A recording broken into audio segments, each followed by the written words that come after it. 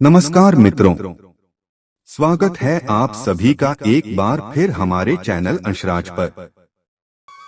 मित्रों, जैसा कि हम सभी जानते हैं, अभी का जो युग चल रहा है उसे कलयुग माना जाता है।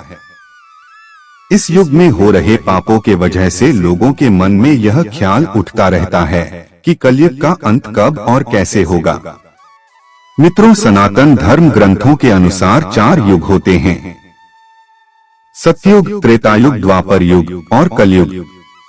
हर युग का समय निर्धारित किया हुआ होता है। जब युग का निर्धारित किया हुआ समय पूर्ण हो जाता है तब युग परिवर्तन होता है। युग परिवर्तन के अनुसार सब कुछ बदल जाता है। युगों की आयु इंसानों की आयु एवं उनके विकास एवं सभी जीव जंतु युग के अनुसार बदल जाते हैं। तो आज हम बात करेंगे जो युग अभी चल रहा है, कलयुग के बारे में कि कलयुग का समय पूर्ण होने पर इसका अंत किस प्रकार होगा। मित्रों, हिंदू धर्म एवं पुराणों के अनुसार कलयुग की आयु 4,32,000 साल बताई गई है। युगों की आयु हर युग में पाप बढ़ने पर समय अनुपात के द्वारा घटती चली जाती है। 4 युगों में प्रथम युग होता है सतयुग, जिसकी आयु 17,28,000 वर्ष की होती है। उसके बाद आता है त्रेतायुग, जिसकी आयु 12,96,000 वर्ष की हो जाती है। उसके बाद आता है द्वापर युग, जिसकी आयु 8,64,000 वर्ष की होती है। और अब चल रहा है कलियुग, जिसकी आयु 4,32,000 साल की है। शास्त्रों में सबसे पहला और सबसे बड़ा युग सतयुग माना गया है। यह 17,28,000 वर्ष का होता है। इसमें मनुष्य की आयु करीब 1,00,000 वर्ष के आसपास बताई गई है और इसकी लंबाई 32 फीट होती थी। इस युग में भगवान ने मत्स्य, कूर्म, 12 और नरसिंह के रूप में अवतार लिए थे। इस युग की मुद्रा रत्नमय और पात्र स्वर्ण के थे। इस युग में पाप 0% और पुण्य 100% हुआ करता था। इसी युग में सत्यवादी राजा हरिश्चंद्र भी हुए थे, जिन्होंने सत्य की रक्षा के लिए खुद के परिवार और अंत में खुद का बलिदान कर दिया था। सतयुग के बाद दूसरा बड़ा युग त्रेतायुग है।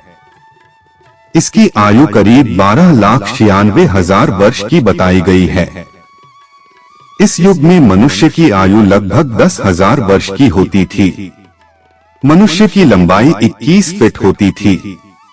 इसी युग में भगवान राम ने अवतार लिया था।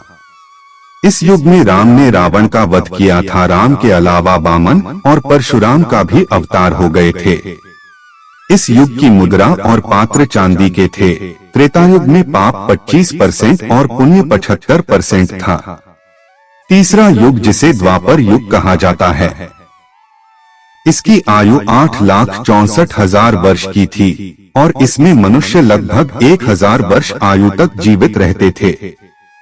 इस युग में मनुष्य की लंबाई 11 फीट हुआ करती थी। इसी युग में भगवान ने श्री कृष्ण के अवतार में कंस का संहार किया था और महाभारत काल भी इसी युग में चला था। इस युग की मुद्रा चांदी और पात्र तांबे के थे। द्वापर युग में पाप की मात्रा बढ़कर आधी हो गई थी। उस समय पाप 50% है और पुण्य 50% हो गया था। शास्त्रों के अनुसार कलयुग को आखिरी और सबसे छोटा युग बताया गया है। इसकी कुल आयु करीब 4,32,000 वर्ष की है। मनुष्य की अधिकतम आयु 100 वर्ष के आसपास है और लंबाई 5 से 6 फीट तक है। आज के युग कलयुग में पाप बहुत अधिक बढ़ चुका है। इस युग में पाप की मात्रा 75% है और पुण्य 25% माना गया है।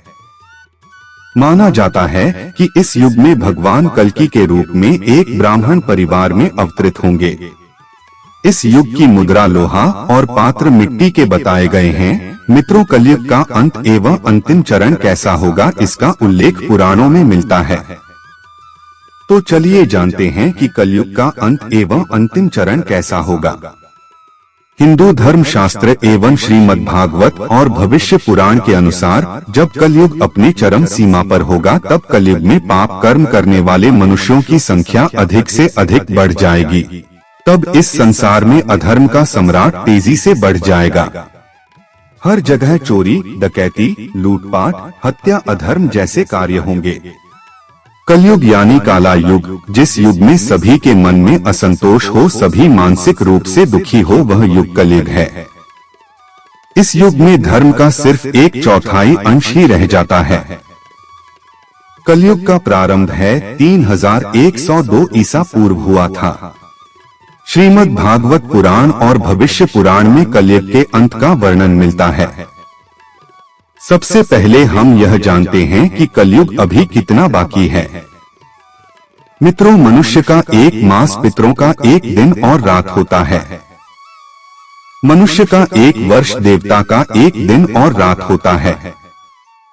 मनुष्य के 30 वर्ष देवता का एक मास होता है। मनुष्य के 360 वर्ष देवता का एक दिव्य वर्ष होता है। मनुष्य के 4,32,000 वर्ष देवताओं के 1,200 दिव्य वर्ष अर्थात एक कलयुग होता है। मनुष्य की 8,64,000 वर्ष देवताओं की 2,400 दिव्य वर्ष अर्थात एक द्वापर युग होता है। मनुष्य के 12,96,000 वर्ष देवताओं के 3,600 दिव्य वर्ष अर्थात एक त्रेता युग होता है। मनुष्य के 17,28,000 वर्ष अर्थात देवताओं के 4,800 दिव्य वर्ष अर्थात एक सतयुग होता है। इस महान से कलयुग का काल 4,32,000 साल लंबा चलेगा। अभी कलयुग का प्रथम चरण चल रहा है। कलयुग का प्रारंभ 3102 ईसा पूर्व से हुआ था, जब 5 ग्रह मंगल, बुध, शुक्र, बृहस्पति और शनि मेष राशि पर 0 डिग्री पर हो गए थे। इसका मतलब पहले की 3102 वर्ष और अभी 2023 चल रहा है, दोनों को जोड़ दिया जाए तो 5125 वर्ष होगा। अर्थात कलयुग अभी 5125 वर्ष ही बीता है और 4,26,875 वर्ष अभी बाकी है। कलयुग के अंत में समाज हिंसक हो जाएगा। लोग एक दूसरे के संकट में सहायता नहीं करेंगे और इंसान की हत्या करने में जरा भी नहीं हिचकिचाएंगे। कलयुग के अंत में स्त्रियां अपने पति की इज्जत नहीं करेगी और पराये पुरुषों से संबंधित रखेगी। जो बलवान और धनवान होगा उसी का शासन होगा। तब इंसानों की आयु 10 से 20 वर्ष की ही रह जाएगी। मनुष्य 16 वर्ष की आयु में ही वृद्ध हो जाएंगे और स्त्रियां 8 से 10 वर्ष की आयु में ही गर्भवती होने लगेगी। कलयुग के अंतिम चरण में होने पर चारों वर्णों के लोग शूद्रों के समान हो जाएंगे। सभी एक दूसरे को लूटने में रहेंगे। मानवता नष्ट हो जाएगी। जो बलवान होगा उसी का राज रहेगा। अपनी प्रशंसा के लिए लोग बड़ी बड़ी बातें बनाएंगे, किंतु समाज में उनकी निंदा नहीं होगी। कलयुग में लोग शास्त्रों से विमुख हो जाएंगे। अनैतिक साहित्य ही लोगों की पसंद हो जाएगा। बुरी बातें ही होंगी और बुरे शब्द ही बोले जाएंगे। स्त्री और पुरुष दोनों ही अधर्मी हो जाएंगे। स्त्रियों पतिव्रता धर्म का पालन करना बंद कर देगी और पुरुष भी ऐसा ही करेंगे। स्त्री और पुरुष से संबंधित सभी वैदिक नियम विलुप्त हो जाएंगे। जब कलयुग का अंतिम समय आएगा, उस समय मनुष्य की लंबाई 4 से 5 इंच रह जाएगी और धरती का तापमान इतना होगा कि सभी लोग गड्ढे खोदकर रहेंगे। लोग भूख प्यास से मरने लगेंगे और गाय भैंस बकरी की तरह छोटी छोटी हो जाएंगे और दूध देना बंद कर देगी। पेड़ पौधे फल देना बंद कर देंगे और सूख कर नष्ट हो जाएंगे।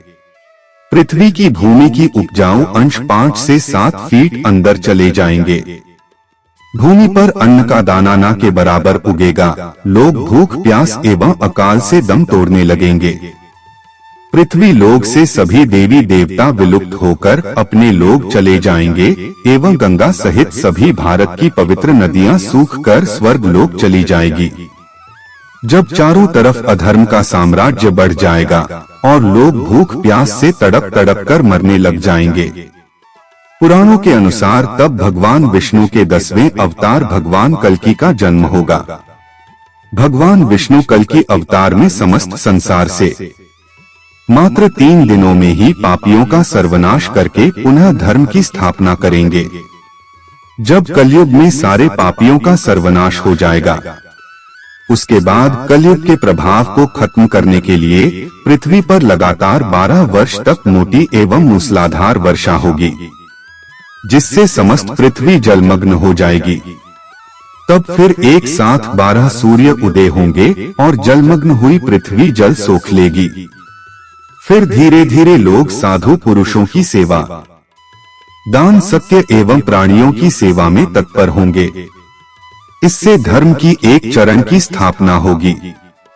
उस धर्म से लोगों के कल्याण की प्राप्ति होगी, लोगों के गुणों में परिवर्तन होगा और धर्म से लाभ होने का अनुमान होने लगेगा। श्रेष्ठ क्या है, फिर इस बात पर विचार करने से धर्म ही श्रेष्ठ दिखाई देगा।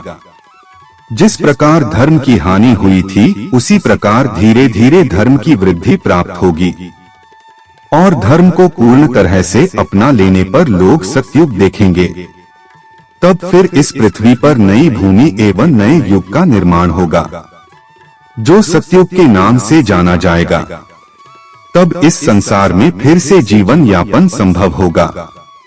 मित्रों, उम्मीद करता हूँ इस वीडियो से कलयुग के अंत के बारे में थोड़ा ज्ञान तो अवश्य मिला होगा। मित्रों, अगर हमारे चैनल पर नए दर्शक बनकर के आए हैं तो अपना आशीर्वाद प्रस्तुत करें।